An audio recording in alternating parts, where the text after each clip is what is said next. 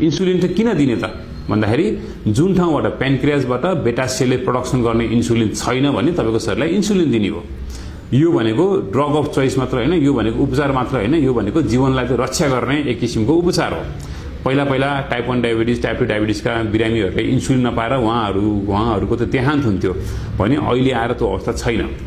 र इन्सुलिन लगाउन प्रायः हामी बिरामीहरूलाई कति बेला सल्लाह दिन्छौँ भने टाइप 1 डायबिटिजलाई त सुरुमै दिन्छौँ, डिटेक्सन हुने बित्तिकै हजुरको लागि चाहिँ इन्सुलिन हो भनेरै भन्छौँ।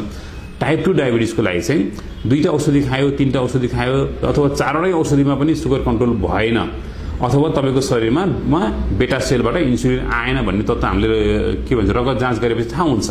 त्यो थाहा भइसकेपछि हामीले इन्सुलिन दिने हो। र कोही बिरामीहरूलाई आँखामा समस्या आएको छ, मृगौलामा समस्या आएको छ, खुट्टामा घाउहरू आएको छ भने त्यस्तो बेलामा औषधिले काम गर्दैन। त्यस्तो बेलामा हामीले चलाउने भनेको इन्सुलिन हो।